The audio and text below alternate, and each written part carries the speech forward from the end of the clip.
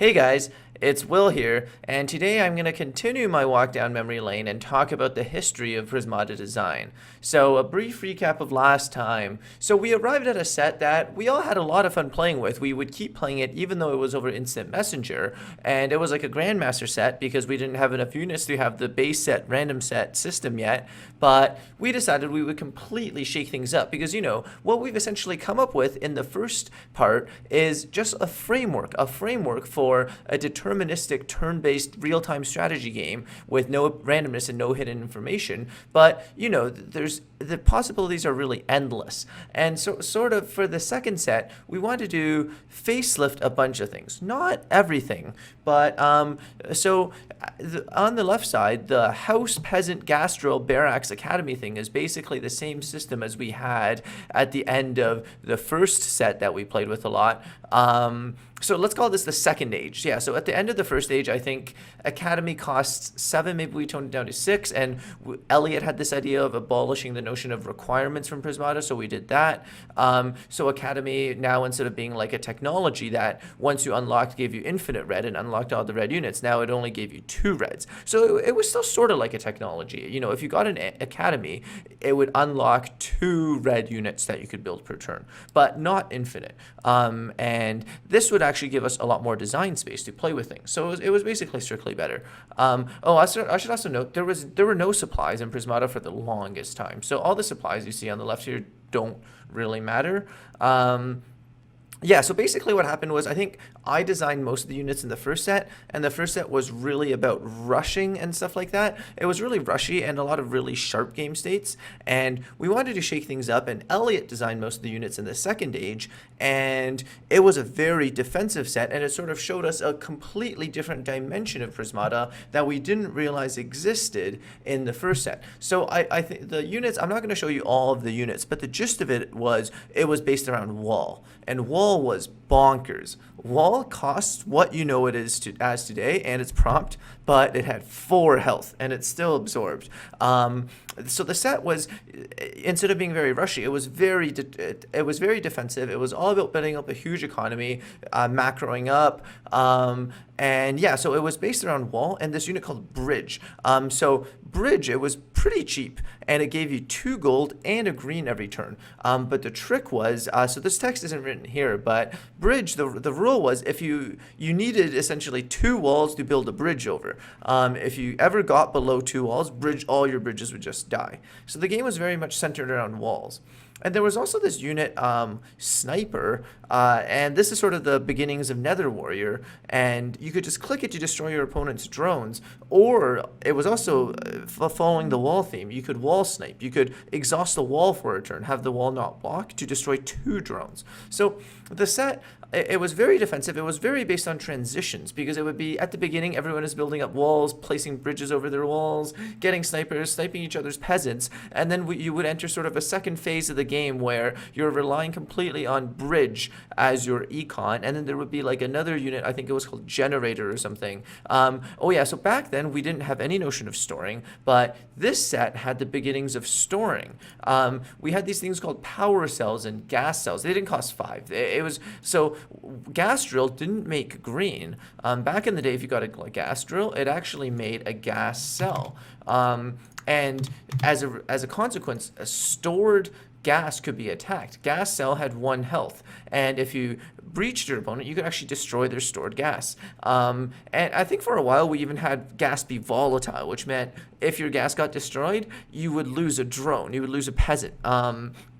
It was very, very hectic. And since gold also couldn't be stored, we had Power Cell, which was just a stored version of a gold. And, there was actually a distinction in the early times between gold that was storable and gold that wasn't storable.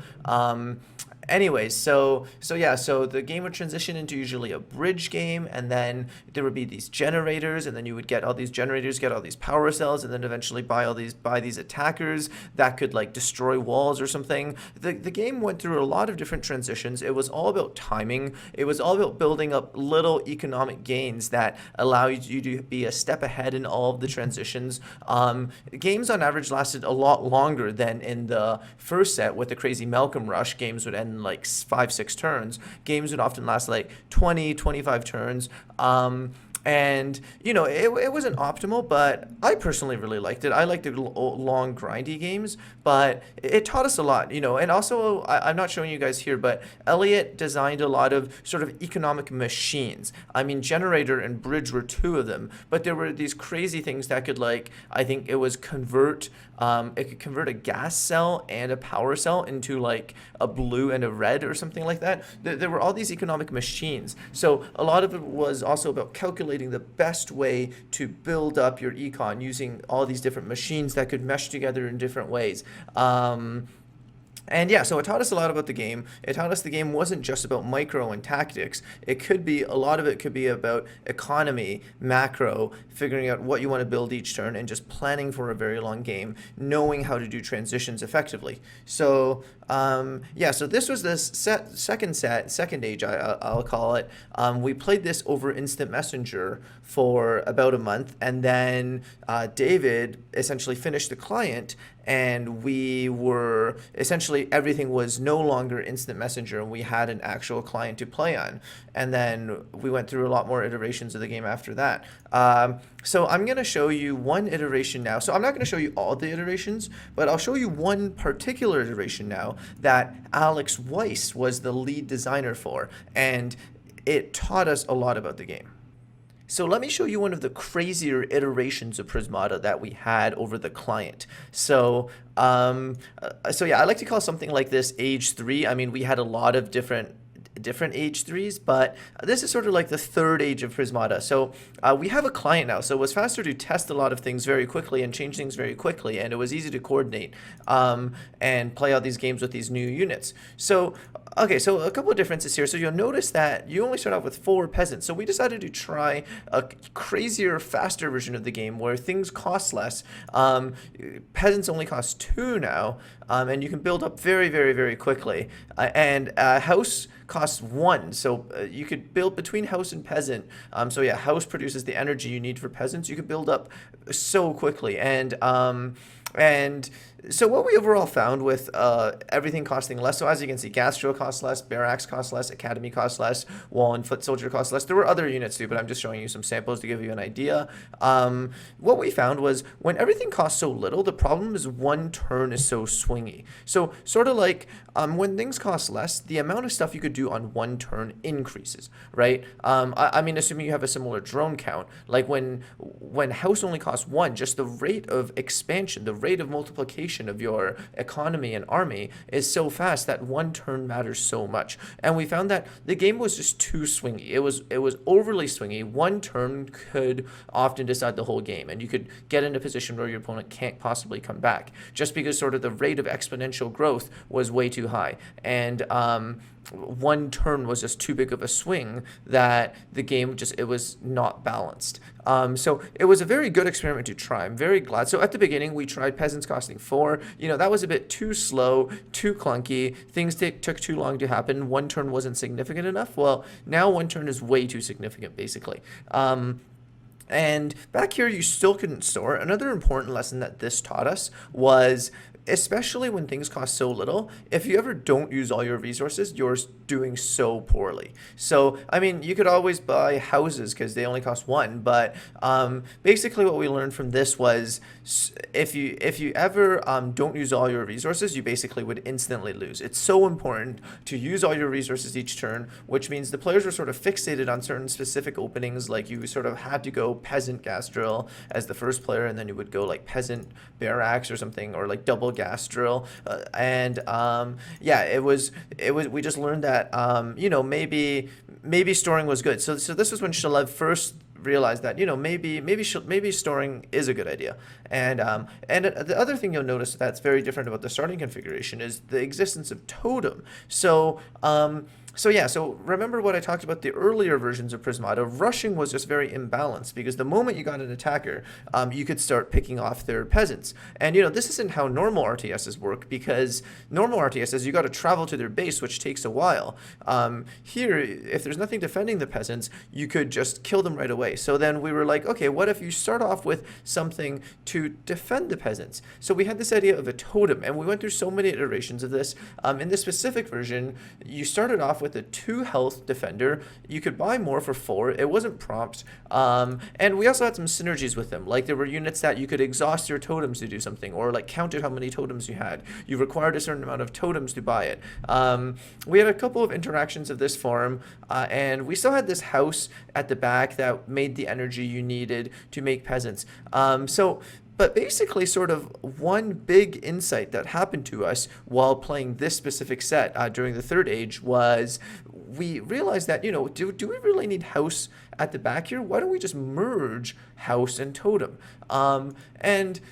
Yeah, so this seemed strange to us at the beginning because remember, house started out as command center, right? House started out as a huge thing that cost 8 that your entire town was centered around. And totem was just, like a little sheep that you could herd and helped defend. That was a meat shield, a sacrificial lamb at the beginning of the game. How the hell could a sheep get merged with a town center?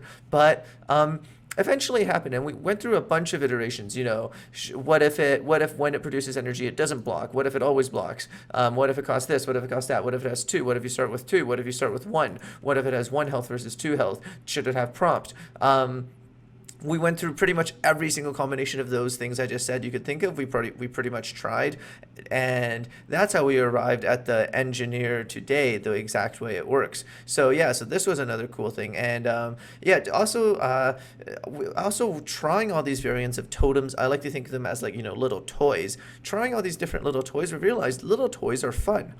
Little things you can do to help affect the game are very interesting. And I showed you power cell and gas cell from the last set. Even though we don't have them anymore, and we decided to just, after we had storing, we just converted gas cell and power cell into resources. The way that you see Pixie now, and other units like Sound Barrier, all the units now that cost 1 or 2 are all sort of different variants of totem that we might have tried at one point. I know back in the day we had these things called adrenaline cells and defense cells that you could get at the start of the game that affected it was a little seed that you would plant that would affect how the rest of your game played out at the start of the game. And between the totems and then all these cells is how we sort of arrived at the engineer and all these little toys. All right, so let me show you another cool setup that we had at some point during what I call the Third Age. So the timeline here is this was maybe early 2011, so we're still within our first year, but maybe like 7 or 8 months have elapsed since the very first game of Prismata was played. So this was, okay, so I said Peasants costing 2 wasn't a good idea, but we were like, okay, what if it could cost 2 gold, but what if the engineer cost was actually very heavy? So, even though here it only costs 2 and an energy, the thing that makes the energy, which is the house, costs 7 again. So, we decided to give this model one last try. So this was sort of similar to the model that I very originally had, which was house costing a lot. Also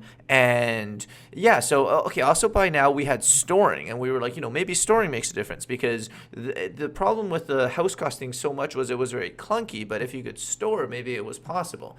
And another idea we played around for a while during this time was the idea of tech. I know I talked about how Elliot abolished tech, but we were like, tech is sort of cool because the sort of everything in Prismata, if it's just a resource, there's no notion of time. You could just you could just gather any resource you want and catch up if you have a superior economy. Sort of tech has this notion of time because it takes time to research tech. No matter how much money you have, you maybe can't research the tech in time. And so we had this idea of a tech level up. You had like a tech level. It costs 3 to level up. You could only level up once per turn. And and then there were like 12 total levels. And as you leveled up, this was kind of crazy, all your units actually got better. So you would like buy the next level of tech, and suddenly your foot soldiers would go from being 1/3s to like 2/4s or something. So it was sort of cool. There were a lot of nice aspects, and we also played around with like branching tech trees. After level 4, you could decide to level up the military quarter, or like decide to level up the spell casting quarter or something. yeah, so we played with a bunch of this. This was so okay. So the main issue with this overall setup was it was actually a very good replica of StarCraft, or any other real time strategy game, almost too good. And sort of, I remember David was the best player when we played in this set. The best strategy was to never stop making peasants, the same way it is in a lot of games like Age of Empires or StarCraft. You never want to stop making peasants, and the reason is basically because the you've already spent so much on the energy, the house which produces the energy, that you're essentially just letting it go to waste, and the peasant pays for itself after 2 turns. So why not? If you have the houses, you should just make as many peasants as you want. And yeah, so the game just typically played out like this. We figured out the optimal openings wasn't actually to get tech, it was to basically get a lot of houses. So, this was similar to, it would be more similar to, yeah, like I guess StarCraft. It was all about fast expanding, and basically it was often good to just get as many houses as possible early. And I mean, it had its charm. I think this set had its charm. It was very similar to StarCraft in a lot of ways, which made it kind of cool. You could, like in StarCraft, sometimes you get up to 6 bases. You would have 6 houses. And in here, you could actually get up to 6 houses pumping out peasants, but it just got a bit too headachy. There were too many things to keep track of. You would often get up to like 40, 50 drones, and there were units like costing 15 or 18. That was like a normal cost. Some units cost like 30, and there were all these levels of tech and branching tech, and then on top of that, there were still the units like the barracks and the gas drill, and it was just a bit too complicated. There was too much going on. I can definitely see us, bring something like this back in the future for for the more expert and veteran players. I'm actually really excited for it. I do think this set had a lot of strategy, but it just wasn't simple and elegant enough, and the number of units on the table just often got too big. But I thought it was yeah, it was a fun thing to show you guys, and yeah, I definitely really enjoyed this set. So at the end of the first year, I'm going to show you what we sort of arrived at. And this was sort of a transition point for us because Elliot was coming over to MIT, and we would all eventually live on the same house and work on Prismata a lot more. But this was sort of a good stopping point at the end of the first year that we arrived at. So this was the base set on the left-hand side, and we probably had a huge random set, probably over 100 units, more than you see today. Most of them were garbage. Interestingly enough, there were actually a lot of units. So there were 2 types of units we had that don't really exist now, and to talk about why each class no longer exists requires like a whole video or article in its own. So one was we had a lot of hasted attackers.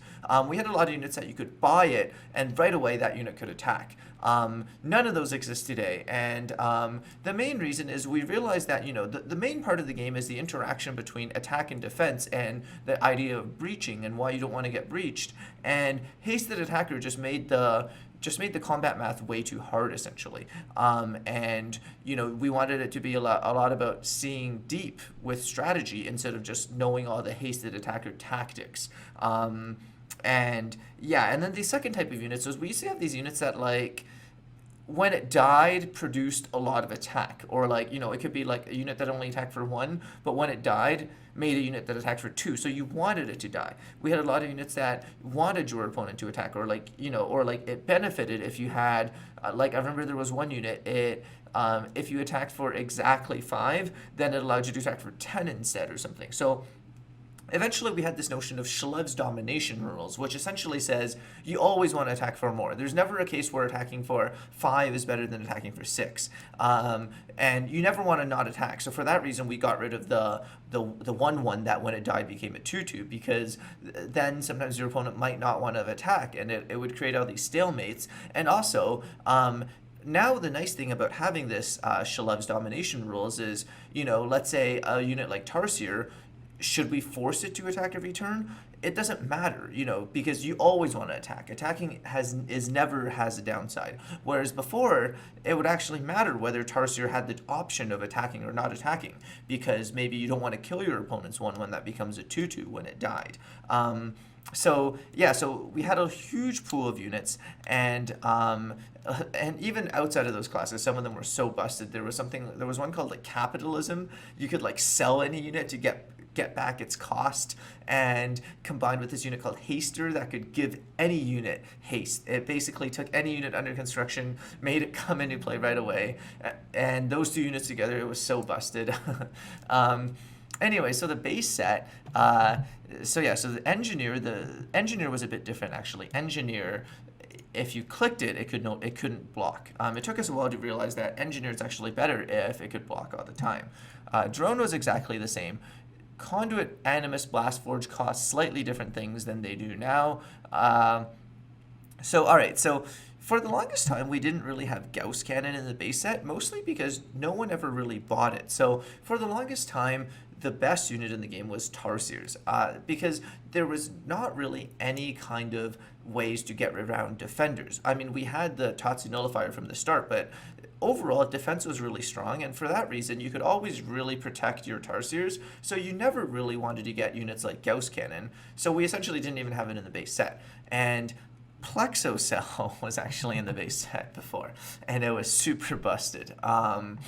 Yeah, so it's essentially, it's like the current force field now, except it costs 1 gold more, it has 1 health more, and it has lifespan 1.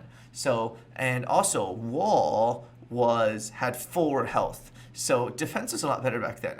Wall cost the same and had 4 health. So I'll talk about this in the future, but back then we didn't realize how powerful defense was and how bad getting breached was. This whole concept of absorb being the most busted thing in the game, we didn't really understand it. You know, it's sort of something like, you look at Magic, you look at card advantage now, and it's like, oh, duh, card advantage, but back in the day, no one knew what card advantage was, and it was sort of the same for us. Wall was so unbalanced because we had no idea that absorb was this powerful. Steel Splitter is the same as you see now. Tarsier, Rhino were a bit flipped. So Tarsier didn't have this build time, and Rhino was busted. Rhino was a prompt defender for 4 and a red, and it was sort of like Electivore now. You had to pay energy from the engineer to attack. It was an interesting unit, but overall, like, red was very busted. The attack was very strong between Rhino and Tarsier. The defense was very strong between Wall and Plexocell. The thing that wasn't very strong was drones. And as a result, because like Wall and defense and attack were all cheaper relative to drones, getting breached back then was even worse than it is now.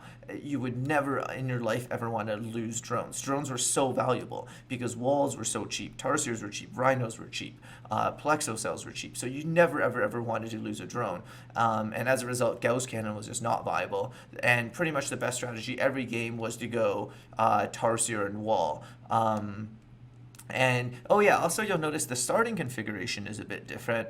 This is a bit of a lie. I think we did most of the time start with 2 engineers, but I wanted to show you we played around with sort of this 1 engineer start that would converge to the normal Prismata starting position. So usually on the first turn, the first player would get an engineer and a wall. And the second player, an engineer and a drone. The second player would also get an engineer and a drone. And it would just converge to the usual starting position in Prismata, except the first player had 1 more gold. Yeah, certain openings were really busted. The red rush was really strong, just because Animus cost 1 gold less, and you know, you could just do something like this. They could try to defend, and Blastforge cost 1 more, so it was a lot harder to defend. And then you could just start rushing Rhinos, and yeah, so rushing red was also really strong because Animus cost a gold less, and the Tarsier didn't take 2 turns to build, and the Rhino was really good at protecting the Tarsiers. Yeah, the reason we wanted you to start with only 1 engineer though was because we wanted to give players more options between 1 engineer builds, 2 engineer builds, and 3 engineer builds. So for a while we tried this, and it was interesting. It made rushes really good because the cost of not rushing was to get a second engineer, and that was an extra cost you had to pay. You could skip out on that extra engineer if you were trying to rush. Of course, defense was also good with the 4 health wall combined with Plexocell, and also back then there were no supply limits. So the games would actually often get into a cycle where everybody is producing the same defenders that the opponent is killing next turn. So the game would actually sort of reach a stalemate where it's like, I make 2 walls every turn, you kill 2 walls every turn, you make a wall and a Plexocell and a drone every turn, and then I kill exactly that every turn. and it would actually be sort of interesting. You would have to figure out how to like break out of the cycle in a profitable way, and it resulted in some nice puzzles. So that was cool. I mean, in the end, we added supply limits. This came much later. Like probably not until year 3 did we realize the game was just less degenerate when we did introduce supply limits.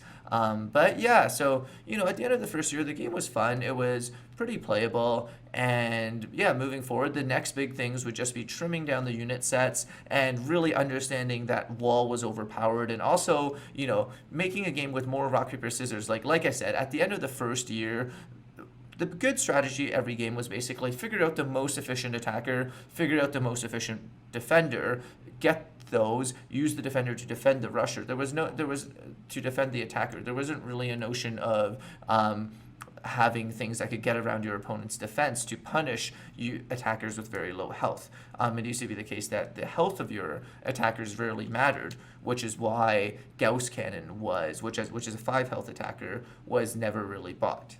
Also, if you ever lost a drone to a breach, you would be so behind, because back then everything was a bit cheaper, and then the drones therefore are a bit more valuable. But yeah, I remember when we were trying to fix this, we actually overcorrected at one point. We made drones still cost 3, but we made seal splitters cost like 9 or 10. And then you would never want to breach and kill drones. You would just let the guy breach. Your drones didn't even matter. You would always rather breach something else because everything costs so much. Like Blast Forge costs 9, a Steel Splitter costs 10. So we've definitely also gone to the other extreme. But yeah, so it was an exciting time for us. We were all coming to Boston. We were going to work on this game all the time in our spare time. And thanks for listening, guys. See ya.